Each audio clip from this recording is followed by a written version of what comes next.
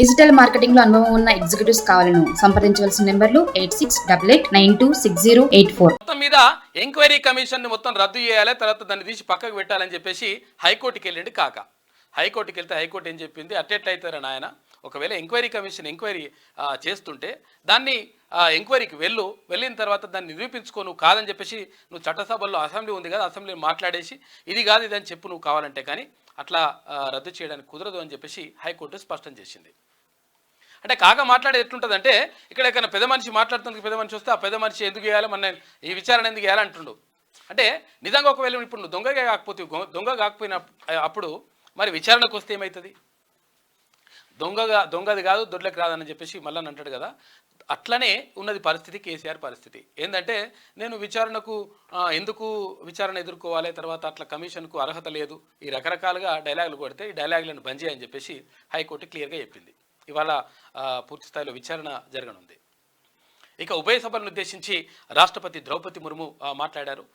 దానికి సంబంధించి అంటే అక్కడ ఎమర్జెన్సీని కూడా ప్రస్తావించిండ్రు, తర్వాత నీట్ పరీక్ష పైన, తర్వాత అవకతవకలపైన కూడా మాట్లాడినరు. అయితే ఏది ఏమైనప్పటికీ అంటే ప్రభుత్వాన్ని సమర్థించుకునేటువంటి ప్రయత్నం చేయడం అందులో భాగంగా కనిపిస్తుంది. కానీ ఇక్కడ బుల్లెట్ రైడ్లు కానీ, తర్వాత వందే భారత్ కానీ, ఇవన్నీ కూడా అభివృద్ధి పదంలో భారతదేశం దూసుకువెళ్తుంది అనేటువంటి మాటను అక్కడ ద్రౌపది ప్రసంగంలో కనిపించింది, ద్రౌపది ముర్ము ప్రసంగంలో. అయితే ఇక్కడ ముఖ్యమంత్రి రేవంత్ రెడ్డి అంటా ఉన్నాడు, నువ్వు 61 మందిని ఇక్కడ ఎమ్మెల్యేలను ఎమ్మెల్సీలను అందరినీ తీసుకుపోయి లోపల కలుపుకున్నప్పుడు, నీ పార్టీలో కలుపుకున్నప్పుడు, ఆగమాగం చేసినప్పుడు, మొత్తం ప్రజాస్వామ్య విలువలనే తుంగలో దక్కినప్పుడు నీకు గుర్తుకు రాలేదా, ఇప్పుడు మాట్లాడుతున్నావా అని చెప్పేసి అంటా ఉన్నాడు. 100% అది కరెక్ట్. ఎందుకంటే గతంలో కేసీఆర్ మాట్లాడండి, ఎవరి దగ్గర ఉంటే బయట పంపి నేను వెతుకుతున్నా, మొన్న కూడా అదే వెతికినా, కేసీఆర్ మాట్లాడిండు, ఏది పార్టీ మారితే తప్పేముందండి, చేర్చుకుంటే తప్పేముంటుంది, ఒకవేళ మీరు ఉంటే ఆ ప్లేస్లో ఉంటే మీరు కూడా చేర్చుకోరా అనే మాట మాట్లాడిండు విలేకరులతోటి.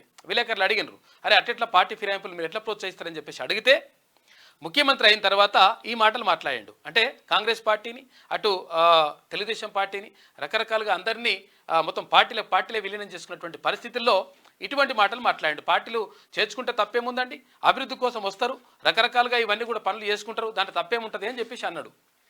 అంతకుముందు ఏమన్నాడు, అరే పార్టీ ఫిరాయింపులు చేస్తారా, ఇట్లా లంగకథలు పడతారా, ఒక పార్టీలో పుట్టినోడు ఇంకో పార్టీలో పోతాడా, ఇట్లా అని మళ్ళీ డైలాగులు కొట్టిండు.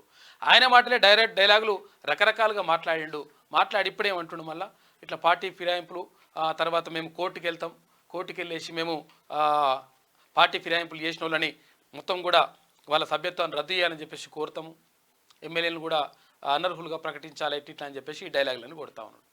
కాబట్టి 61 మందిని ఎమ్మెల్యేలను ఎమ్మెల్సీలను నువ్వు అనవసరంగా, అన్యాయంగా, అక్రమంగా జైన్ చేసుకున్నప్పుడు నీకు కనిపించలేదా అని చెప్పేసి ముఖ్యమంత్రి రేవంత్ రెడ్డి అడుగుతా ఉన్నారు.